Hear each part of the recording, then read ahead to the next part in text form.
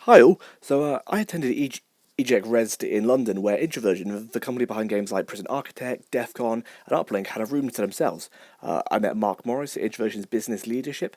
He was actually famous for his banter with Chris Dealey, Introversion's lead developer, during the Prison Architect update day videos. And to be fair, he was pretty friendly to talk to. I also got a chance to speak to one of the Prison Architect developers about future plans for Prison Architect, and to talk about and play with a brand new project Introversion are developing, and for new content either via updates or DLC. However, he did also mention that every year or so, they would probably add a quality of life update, just fix any lingering issues and keep the game running for years to come. Annoyingly, I think this is a shame. There was much about the prison simulation which could have been expanded upon by DLC, and is actually currently being expanded upon with the Xbox version, currently being developed by Double 11. The last one being, I believe, the Get Psyched DLC, tasked with about mental health in prisons, which I thought would be quite interesting.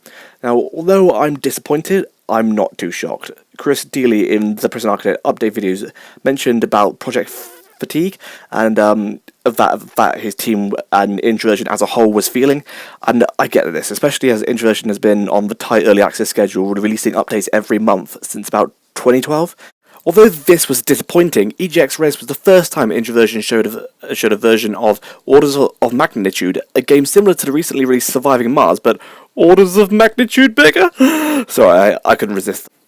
So, the premise behind Orders of Magnitude is that the Earth has been destroyed, sadly, and mankind has been forced into the solar system, and as such, it needs to pick a new home amongst the asteroids and planets around our solar system. In the early playable demo, the only sites that were fully rendered was a destroyed Earth, the asteroids around it from the shards of Earth, and the Moon and Mars.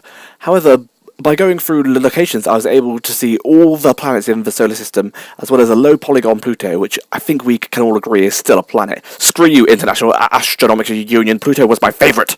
I'm sure I'll get over that. Anyway, on these planets, the player must choose a site on which to build a colony, with the idea being that once a player is established on one planet, they will then move to other locations in the solar system, which will have their own challenges, such as lack of resources, distance from the sun, and temperature.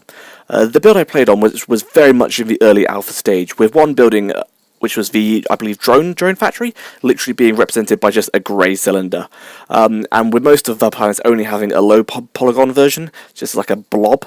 The developer I was speaking to, however, mentioned that they were looking at the early access model, similar to how Prison Architect was released. However, that is currently a very long way off, and so it'll probably be a few years before we see anything like that. However, this does seem like a fantastic project to move to, and as with their previous games, I'm excited to see what they make of it. But yeah, guys, that's all. If you like this video, please give me a thumbs up, and if you want to see more of our content, then subscribe on my face. I hope to see you again soon.